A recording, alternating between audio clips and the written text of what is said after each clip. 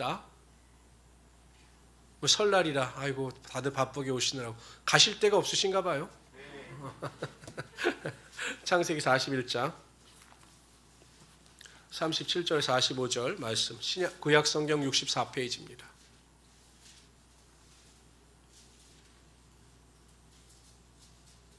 구약 성경 64페이지 창세기 41장 37절에서 45절까지 말씀이 되겠습니다. 우리 한 절씩 교독합니다. 바로와 그의 모든 신하가 이 일을 좋게 여긴지라. 바로가 그의 신하들에게 이르되 이와 같이 하나님의 영에 감동된 사람을 우리가 어찌 찾을 수 있으려 하고, 요셉에게 이르되 하나님이 이 모든 것을 내게 보이셨으니 너와 같이 명철하고 지혜 있는 자가 없도다. 너는 내 집을 다스리라. 내 백성이 다 내 명령에 복종하리니 내가 너보다 높은 것은 내 왕자뿐이니라. 바로가 또 요셉에게 이르되 내가 너를 애굽 온 땅의 총리가 되게 하노라 하고, 자기의 인장 반지를 빼어 요셉의 손에 끼우고 그에게 세마빠 옷을 입히고 금사슬을 목에 걸고 자기에게 있는 버금술에 그를 태우매 무리가 그의 앞에서 소리 지르기를 엎드리라 하더라. 바로가 그에게 애굽 전국을 총리로 다스리게 하였더라. 바로가 요셉에게 이르되 나는 바로라. 애굽 온 땅에서 내 허락이 없이는 수족을 놀릴 자가 없으리라 하고. 우리 42절 다 같이 읽읍시다. 시작. 하고 또 온의 제사장 보디베라의 딸 아스낫을 그에게 주어 아내로 삼게 하니라. 요셉이 나가 애굽 온 땅을 순찰하니라. 아멘. 저는 오늘 이것들 본 말씀을 가지고 요셉의 형통, 이와 같은 제목으로 하나님의 말씀을 증거하도록 하겠습니다. 혹시 여러분 이분을 아시는 분 계실까요? 김순건 박사라고, 옥수수 박사라고. 아시는 분들 아셔요? 이 아시는 분은 좀 올드한 분이시고 모르시는 분들은 좀 젊은 분들일 겁니다. 이 김순건 박사라고 하는 분이 굉장히 유명한 분입니다. 이분이 노벨 평화상 후보에 2번, 노벨 생의학상 후보에 3번 오를 정도로 굉장히 유명한 분입니다. 지금은 많이 이름이 퇴색되었지만 이분은 옥수수 박사입니다. 그래서 여러분 저개발 국가, 그러니까 농업이 잘 이루어지지 않은 아프리카나 저개발 국가에서 이 특수 옥수수를 발명하고 또는 거기에 보급함으로 말미암아 많은 식량 문제를 해결했던 분입니다. 그래서 북한에 가서도 한 60번 정도 방문해서 이 옥수수, 슈퍼 옥수수를 북한 땅에 심음으로 말미암아 식량 문제 해결에 크게 앞장섰던 분입니다. 그래서 노벨 평화상 후보에, 노벨 생의학상 후보에 2번, 3번씩 올랐던 분입니다. 그런데 이분의 일생은 그리 순탄하지 않았습니다. 아주 시골 출신입니다. 그래서 그 당시에는 상고에 들어가서 은행에 들어가는 것이 최고의 직업이라고 생각을 해서 부산 상고에 시험을 쳤다가 떨어졌습니다. 그래서 어디에 가냐면 울산 농고에 입학을 합니다. 보통 울산 농고를 졸업하면 대부분 그 지방에 있는 농협에 취직이 됐는데 이분은 농협의 시험을 받다 또 떨어집니다. 그래서 경북대에 갑니다. 자의에 의해서가 아니라 타의에 의해서 어쩔 수 없이 경북대를 졸업하고 공부의 뜻이 있어 서울대 대학원에, 농대 대학원에 진학을 하고자 했지만 또 대학원 시험에서 또 떨어집니다. 그래서 어쩔 수 없이 공무원 시험을 보고 농업진흥촌에 들어갑니다. 보통 그 당시에 농업진흥촌에 들어가면 통일비어 재배팀의 작업반에 들어가는 것이 최고였는데 거기 지원했다가 또 사람들이 다 차서 또 떨어집니다. 그래서 어쩔 수 없이 간 것이 바로 이 옥수수 연구팀이었습니다. 그 당시에 이 옥수수 연구팀은 인기도 없었고 가는 사람도 없었기 때문에 그야말로 볼모지였습니다. 그러나 이 당시에 이 김순건 박사는 어쨌든 자신에게 주어진 하나님의 직장이라고 생각하고 그곳에서 최선을 다합니다. 그래서 슈퍼 옥수수도 발견하고 옥수수 전문가가 됨으로 말미암아 그의 이름이 높여질 수 있었던 겁니다. 나중에 그분에게 물어봤습니다. 어떻게 그렇게 떨어질 때마다 모든 것을 꿋꿋이 이기고 포기하지 않으셨습니까? 라고 묻자 이 김순건 박사가 이렇게 이야기했다고 합니다. 하나님이 불쌍한 촌놈을 그냥 내버려 두시겠나? 내가 하나님을 믿고 하나님을 사랑하니 하나님께서 나를 불쌍히 여기셔서 언젠가는 하나님께서 기뻐하시는 자리로 인도하시겠지라고 믿음 안에서 인내했다고 합니다. 결국 보십시오. 하나님 안에서 하나님 보시기에 합당한 믿음을 가지고 인내하니 하나님께서 마침내 그를 형통의 자리에 앉게 하여 주시고 하나님의 영광이 그의 삶에 나타나게 하여 주신 것입니다. 형통이라고 하는 그 단어의 국어 사전적 의미는 이렇습니다. 모든 일이 잘 되어 감, 번영케 됨. 그러니까 모든 일이 다 잘 되어가는 것이 형통입니다. 근데 여러분 로마서 8장 28절에 보면 하나님께서 우리에게 이렇게 말씀하셨습니다. 우리가 알거니와 하나님을 살아가는 자, 그 뜻대로 부르심을 입은 자들에게는 모든 것이 합력하여 선을 이루느니라. 하나님의 택함을 받은 자들에게는 모든 것이 합력하여 선이 되는 것입니다. 이것이 곧 형통입니다. 그러므로 하나님은 택한 저와 여러분들에게 형통을 허락하시는 형통의 하나님이 되시는 것입니다. 우리가 어떠한 환경 가운데 있다 할지라도, 어떠한 일을 영해 나간다 할지라도 우리가 하나님의 마음에 합한 자가 되고 하나님을 기쁘시게 하는 자가 되면 하나님께서는 마침내 우리에게 형통의 복을 반드시 허락하여 주시는 것입니다. 오늘 본문에 나오는 요셉이 대표적인 인물입니다. 형들의 배반으로 인하여 버림을 받았습니다. 애굽의 노예로 팔려갑니다. 그러나 하나님께서 그와 함께 하셨습니다. 그래서 그가 가는 곳마다 하나님께서 그를 형통케 하여 주셨습니다. 보디발의 집에서도, 왕의 죄수들이 갇히는 감옥에서도 그와 함께 하심으로 말미암아 그를 형통케 하시고 인정받는 사람으로 만들어 주셨던 것입니다. 그리고 마침내 오늘 본문에 나오듯이 그가 애굽의 총리가 되는 최고의 형통을 누리게 하여 주시는 것입니다. 하나님은 이 시대에도 여러분, 저는 믿고 확신하는 것이 하나님의 마음에 합한 믿음을 가지고 있다면 하나님은 여전히 우리의 삶에 형통의 복이 반드시 임하게 하여 주십니다. 물론 그때는 우리가 알 수 없어요. 그러나 하나님은 반드시 모든 일에 합력하여 형통의 능력이 나타나게 하여 주시는 것입니다. 그래서 요셉을 통해서 요셉이 어떻게 그런 하나님의 형통의 복을 누리게 되었는가에 대해 살펴보러 함께 은혜를 나누고자 합니다. 첫 번째로 요셉이 형통의 사람이 될 수 있었던 이유는 그가 성령의 사람이었기 때문입니다. 우리 38절 다 같이 읽어봅시다. 38절 있습니다. 시작. 바로가 그의 시내들에게 이르되 이와 같이 하나님의 영에 감동한 사람을 우리가 어찌 찾을 수 있으려 하고. 하나님의 영에 감동된 사람, 하나님의 영은 성령입니다. 성령에 감동된 사람, 더 쉽게 표현하면 성령 충만한 사람을 우리가 어찌 찾을 수 있으려라고 말하고 있습니다. 바로왕이 꿈을 꿉니다. 그런데 바로왕이 꿈을 꾸고 애굽의 점술가들과 지혜로운 현인들에게 그 꿈의 해석을 부탁했습니다. 그러나 그 꿈을 해석하는 사람이 아무도 없었습니다. 그런데 그 떡 맡은 관원장이 이야기하는 것입니다. 자신이 그 감옥에 갇혔을 때 자신의 꿈을 해석해 준 죄인이 있는데 그 죄인이 해석한 그대로 제가 이루어졌습니다 라고 바로왕에게 아뢰습니다. 바로왕은 처음에 기대하지 않았겠죠. 아니, 애굽의 유명한 점술가도 현인들도 해석하지 못한 나의 꿈을 어떻게 죄수가 해결할 수 있겠느냐, 해석할 수 있겠느냐, 이렇게 생각을 하였을 것입니다. 그런데 웬걸요? 자신의 꿈을 이야기하자 요셉이 정확하게 바르게 꿈을 다 해석합니다. 그뿐입니까? 꿈을 해석했을 뿐만 아니라 그 꿈에 합당한 해결책을 제시해 준 것입니다. 이에 바로왕이 큰 감동을 받았습니다. 그리고 고백하는 것이죠. 이와 같이 하나님의 영, 성령의 감동을 받은 자를 우리가 어떻게 얻을 수 있겠느냐. 바로왕은 알았던 것입니다. 이 요셉에게 지혜를 주시고 능력을 주신 분은 하나님이시며 그 배후에 성령의 능력이 있음을 알게 되었던 것입니다. 결국 이 요셉이 형통할 수 있었던 첫 번째 원동력은 항상 하나님의 동행하심, 성령의 충만하심의 능력이 있었기 때문입니다. 이스라엘 백성들이 포로에서 돌아옵니다. 그래서 스룹바벨을 위시로 하여 하나님의 성전을 건축하죠. 그런데 이방인들의 방해로 인하여 성전 건축이 멈춰지게 되었습니다. 예수와 스룹바벨 이 지도자들은 큰 충격을 받게 됩니다. 그렇죠. 여러분 생각해 보십시오.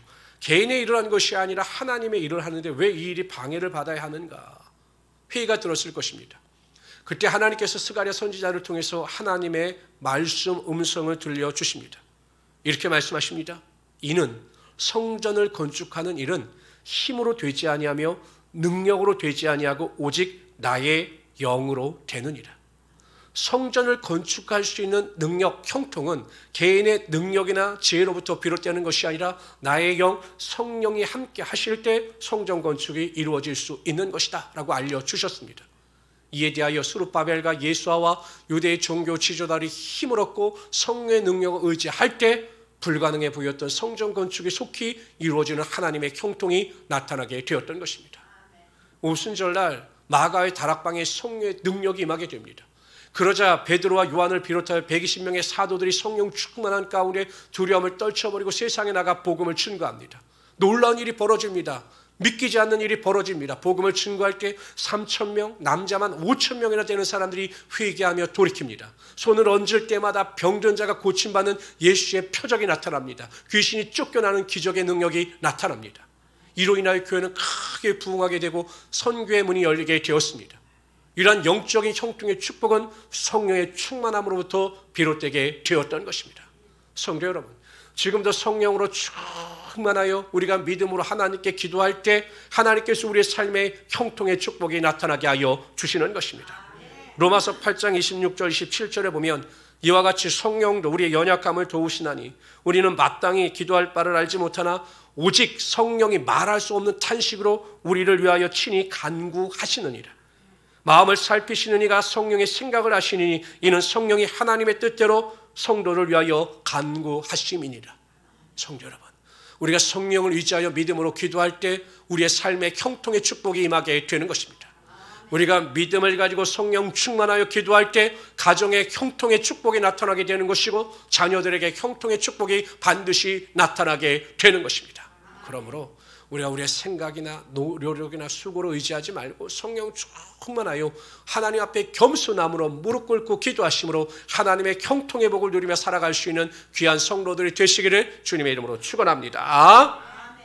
두 번째로요, 요셉이 형통의 사람이 될 수 있었던 이유는 그는 성실한 사람이었기 때문입니다.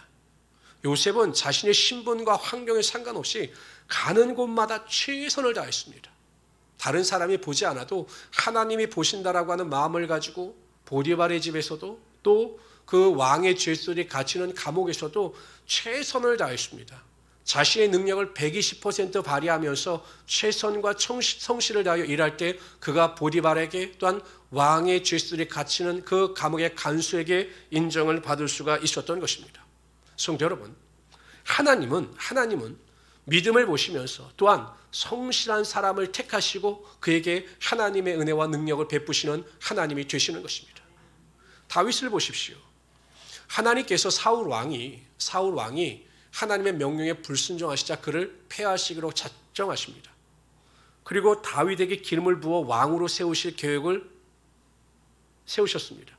그래서 사무엘을 그 이새의 가족에 있는 다윗의 아버지 이새의 가족에 있는 베들레헴으로 보내지요. 그곳에서 이새의 가족들을 하나님의 제사에 초청합니다. 이건 굉장히 영광스러운 일입니다. 위대한 선지자 사무엘이 자신의 하나님의 제사에 초대했다라고 하는 것은 굉장한 영광이죠. 대통령이 지금 초대하는 것과 같은 그런 영광입니다. 그래서 형들은 자신들이 하고 있는 모든 일을 내팽개치고 그 아버지의 집으로 다 돌아갔습니다. 그래서 사무엘을 만나기를 원했습니다. 다윗이 막내였기 때문에 어쩔 수 없이 남은 것도 있지만 다윗은 하나님의 아버지의 가축을 치는 일도 중요한 일이라고 생각하여 그 자리에 남아서 성실하게 자신에게 주어진 일을 감당해 나간 것입니다. 이처럼 다윗은 성실한 사람이었습니다. 하나님께서 그의 믿음도 보셨지만 그의 성실함을 보시고 하나님께서 그에게 왕으로서 형통의 복을 누리며 살아갈 수 있게 하여 주셨던 것입니다. 어떤 직장인이 이렇게 푸념합니다. 아이고, 내가 월급 받는 게 얼마 되지 않아요. 아이고, 제가 쥐꼬리만한 월급을 받습니다. 그래서 저는 그 월급만큼만 일을 하려고 합니다. 더 이상도 안 하고 저는 월급만큼만 일을 하겠습니다. 라고 말하는 분들이 있습니다. 저는 단언컨대 그런 분들은 결코 진급을 못할 겁니다. 자신의 직장에서 성공하지도 못할 것입니다. 왜냐하면 직장도 그러한 사람을 알기 때문이죠. 우리가 어떤 위치에 있든지 간에 우리는 항상 사명감을 가지고 성실하게 모든 일에 최선을 다하며 나갈 때 하나님께서 그 성실함을 보시고 하나님의 형통의 축복이 나타나게 하여 주시는 것입니다. 가정에서도 성실해야 합니다. 남편들 정말 성실해야 합니다. 저는 항상 남편들에게 강조합니다. 가장으로서 가정을 책임지는 자라면 남편으로서 책임을 다하여 성실하게 최선을 다해서 인생을 살아가야 하는 것입니다. 정말 내 가정만큼 내가 책임지겠다. 경제적으로 무슨 면에서 다 내가 책임을 지겠다. 이러한 강한 마음을 가지고 성실하게 최선을 다할 때 여러분 하나님께서 우리의 삶에 하나님의 복이 임하게 하여 주시는 거죠. 잘 거 다 자고 놀 거 다 놀고 우리가 어떻게 가정을 책임질 수 있겠습니까? 근데 여러분 제 친구들 중에서도 보면 제 주변에서 보면 결혼을 했음에도 불구하고 여전히 가정에 충실하지 못하고 자꾸 밖으로 도는 사람이 있습니다. 이러한 사람은 제가 보기엔 결혼을 하지 않는 게 낫습니다. 남자들은 결혼했으면 성실하게 가정을 책임질 수 있어야 한다는 것입니다. 아내도 마찬가지죠. 남편을 잘 보필하고 자녀를 잘 양육할 수 있도록 최선을 다해야 합니다. 아내로서, 어머니로서 가정일도 최선을 다해서 해야 합니다. 저는 부모로서 자녀들에게 부모가 좀 뒷배가 되었으면 좋겠어요. 뒷배경이. 정말 최선을 다해서 자녀를 양육하고 자녀를 위해서 헌신하고 수고함으로 말미암아 자녀들이 바른 길을 걸어갈 수 있도록 부모들이 뒤에서 잘 해주면 좋을 것 같습니다. 그중에 어머니의 역할이 굉장히 중요합니다. 남편이 출근할 땐 최소한 침대에 누워서 손을 흔들지 마십시오. 요즘에 그런 분들 많아요. 남편 출근할 때 나 갔다 올게. 갔다 와. 이런 분들이 많아요. 넌 그건 아니라고 봅니다. 남편이 출근하면 나와서 남편 갔다 와. 제가 저번에 TV를 보니까 그 야구 선수 중에 이대호 선수 있죠? 이대호 선수. 이대호 선수가 젊었을 때 아내를 만나서 결혼했는데 지금도 보면 남편이 나갈 때 보면 그냥 끝까지 마중 나와서 막 손을 흔들고 막 남편이 힘을 낼 수 있게 막 돋워주는데, 야, 그렇게 환송을 받고 나가면 세상에서 기쁘게 그냥 일할 수 있을 것 같습니다. 아침밥은 못 찾아주더라도 정말 그렇게 남편을 보낼 수 있고 우리 자녀들을 그렇게 보낼 수 있다면, 아침마다 자녀들에게 기도해주고 자녀를 축복해줄 수 있는 그 성실한 믿음이 있다면 그 엄마의 기도를 통해서, 관심을 통해서 자녀들이 아름답게 성장해 나갈 수 있게 되는 것입니다. 교회도 마찬가지입니다. 항상 성실하게 내가 있어야 할 자리에서 최선을 다하며 하나님을 섬기는 자에게 하나님의 축복의 능력이 임하게 하여 주시는 것입니다. 우리 찬양팀 이 자리 지키기가 얼마나 어렵습니까? 오늘 설날인데 예빈이야 제 딸이니까 어쩔 수 없이 나왔지만 우리 안수 집사님 이런 분들 봉사한다는 게 쉬운 일이겠습니까? 남들 다 즐기는 일에. 그래서 저는 화건컨대 단언컨대 하나님은 성실하게 예배의 자리를 지키며 하나님의 영광을 구하는 자에게 반드시 형통의 복이 임하게 하시며 하나님의 영광이 나타나게 하여 주시는 것입니다. 말씀도 마찬가지죠. 물론 새해가 이제 시작되고 이제 구정으로 설날을 맞이했지만 우리가 1월 1일 시작하면서 우리가 성경 통독을 하자라고 우리가 작정하고 계획을 세웠습니다. 지금 얼마만큼 시행하고 있습니까? 하루에 20분씩 기도하자. 지금 20일이 조금 지났는데 얼마만큼 시행하고 있습니까? 작심삼일로 끝나지 않았습니까? 우리가 성실하게 영적인 일에 최선을 다하며 살아갈 때 하나님께서 그 성실함을 보시고 우리 삶에 하나님의 축복의 능력이 임하게 하여 주시는 것입니다. 신앙생활도 끝까지 그 자리를 지키는 자가 승리하게 되는 것이고 하나님의 은혜를 누리게 되어 있는 것입니다. 왔다 갔다 하지 마시고 성실하게 예배 시간 지키시고 예배에 최선을 다하심으로 말미암아 하나님의 영광을 누리며 살아갈 수 있는 우리 귀한 성도들이 되시기를 주님의 이름으로 축원합니다. 요셉은 13년 동안 성실했습니다. 그 뒤에도 성실했어요. 총리가 되기까지도 성실했지만 총리가 돼서도 성실했습니다. 그가 총리가 되자마자 가장 먼저 한 것이 무엇이냐? 전국을 순찰하는 일이었습니다. 문제를 파악하고 문제를 해결하는 일에 매진했던 것입니다. 그때 하나님께서 요셉에게 하나님의 축복이 임하게 하여 주셨던 거죠. 세 번째로 요셉이 형통의 사람이 될 수 있었던 이유는 그는 고난의 시험을 통과한 사람이었기 때문입니다. 요셉 하면 고난을 떼어놓고는 설명할 수가 없지요. 17살의 형들의 배반으로 인하여 애굽의 노예로 잡혀갑니다. 내일이 있었겠습니까? 내일에 대한 기대가 어디 있겠습니까? 노예인데, 그것도 이방인의 노예인데 무슨 희망이 있었겠습니까? 고난의 연속이죠. 열심히 살아보려고 했습니다. 정말 몸부림치면서 성실하게 살려고 노력했습니다. 웬걸요? 보디발의 아내의 누명으로 인하여 죄인의 모습을 가지고 감옥에 갇히게 됩니다. 하면 할수록, 열심히 하면 할수록 오히려 그의 삶은 인생의 늪으로 빠져들고 말았습니다. 고난에 고난이 더해졌습니다. 그러나 요셉은 그럼에도 불구하고 포기하지 않았습니다. 하나님께서 이루실 것을 기대하면서 고난 가운데 영광을 바라보고 나아갈 때 하나님께서 마침내 그를 고난 가운데 건져주시고 영광의 자리에 앉게 하여 주셨던 것입니다. 우리의 고난은 절대 무익하지 않아요. 하나님은 반드시 고난의 뜻이 있습니다. 그 고난을 통해서 영광을 받아주시고 고난을 통해서 우리를 다듬어 가시는 것입니다. 성도의 삶에서 고난은 선택이 아닙니다. 제가 보기엔 필수입니다. 고난을 통과하지 않고는 신앙이 성장하지 못합니다. 고난을 통과하지 않고는 신앙이 성숙하지 못합니다. 고난을 통과하지 않고는 신앙이 단단해지지 않는 것입니다. 그럼 우리는 고난을 두려워할 것이 아니라 고난 앞에서 하나님의 영광을 바라보면서 기대와 소망을 가지고 살아가야 하는 것입니다. 하나님께서 분명히 말씀하십니다.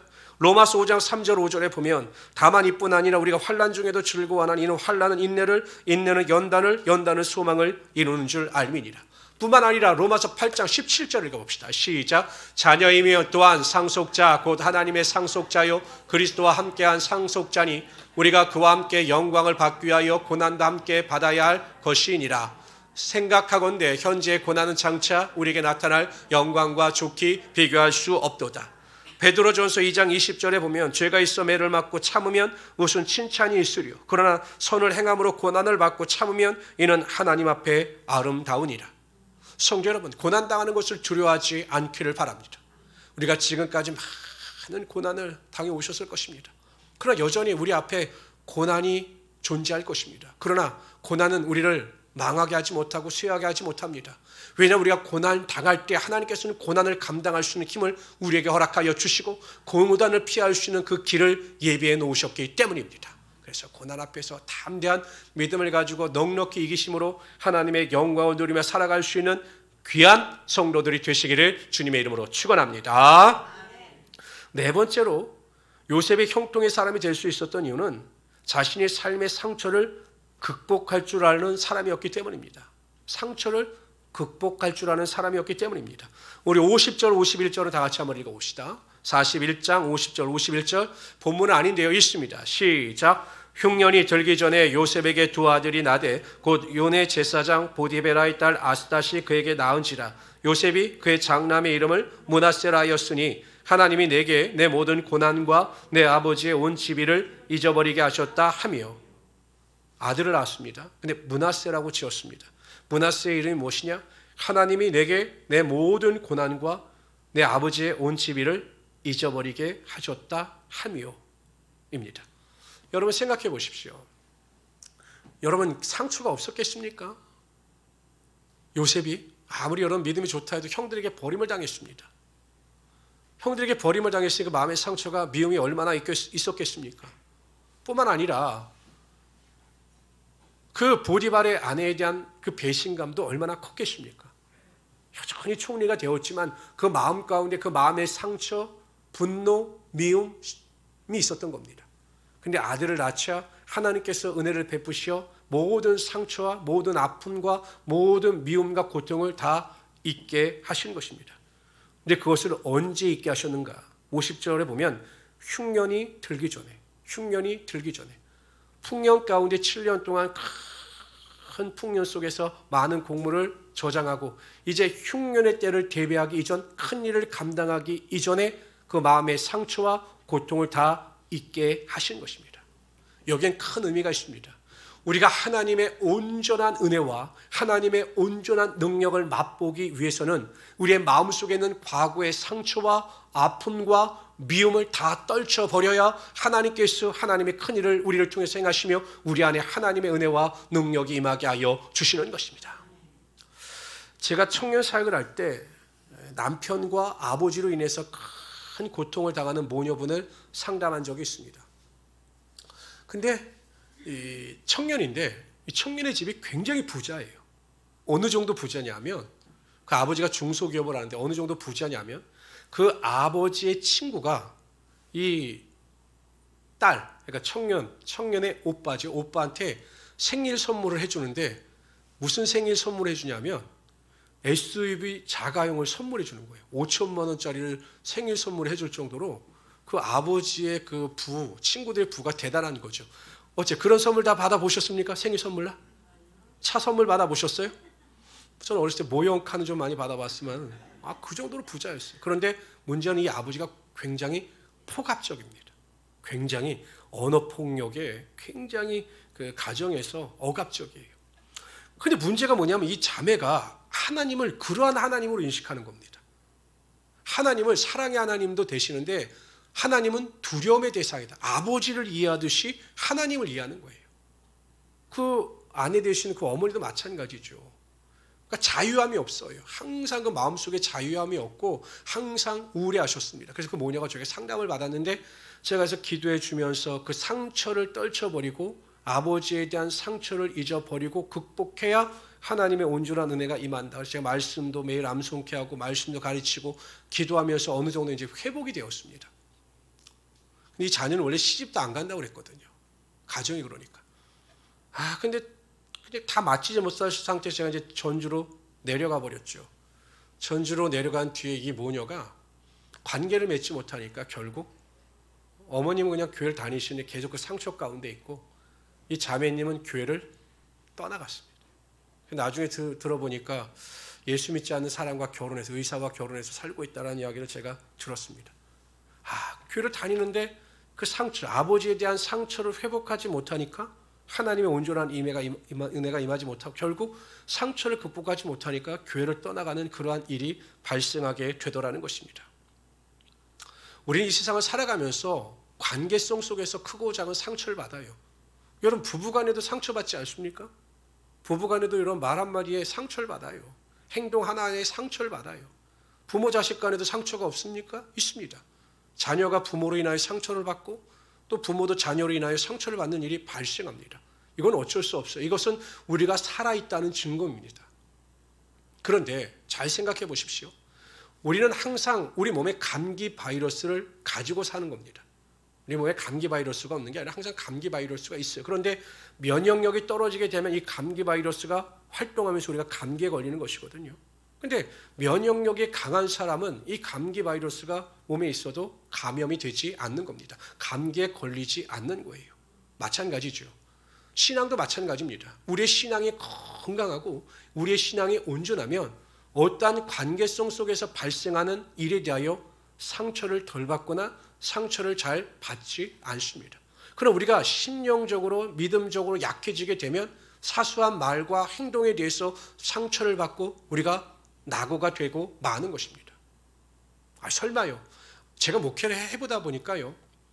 시험에 드는 사람은 별거 아닌 곳에 시험에 들어서 믿음에서 멀어집니다. 그 사람이 그러한 의도로 한 말이 아닌데 그 말을 듣고 믿음에서 멀어지고 믿음에서 파산하는 성도들이 꽤 많아요. 왜 그럴까? 상대방의 실수와 잘못도 있지만 내 신앙이 건강하지 못하기 때문에 작은 충격에도 신앙이 깨어지고 마는 것입니다. 상처가 회복되지 아니하면 작은 충격에도 항상 신앙이 흔들리고 깨어지게 되어 있는 것입니다. 그럼 우리 신앙이 어떻게 건강하게 유지될 수 있는가? 예레미야 23장 29절에 보면 여호와의 말씀이니라 내 말이 불같지 아니하냐 바위를 쳐서 부스러뜨리는 방망이 같지 아니하냐. 히브리서 4장 12절에 보면 하나님의 말씀은 살았고 운동력이 있어 좌우에 날 수 없던 곳모두를 예리하여 혼과 영과 관절과 골수를 찔러 쪼개기까지 하며 또 마음의 생각과 뜻을 판단한다 라고 말씀하셨습니다. 하나님의 말씀의 능력이 우리 안에 거하시면 그 말씀이 살아있습니다. 그래서 우리의 모든 상처도 보듬으시며 그 말씀의 능력을 통해서 우리 안에 하나님의 건강한 믿음이 성장하게 되어 있는 것입니다. 그래서 우리가 하나님의 말씀에 가까이 해야 되는 것이에요. 세상에 잡다한 지식이 아니라 하나님의 말씀을 읽고 묵상하면서 그 말씀의 능력을 우리 가슴 가운데 채울 때 우리의 마음속에 남아있던 모든 상처가 사라지게 되는 것이고 그 일을 통해서 하나님의 형통의 복이 임하게 하여 주시는 것입니다. 목사님 저는 상처가 없어요. 상처가 없는 사람은 정말 감사한 사람이죠. 그러나 우리 안에 항상 작은 상처가 있어요. 이상하게 그 말만 들으면 그냥 확 화가 납니다.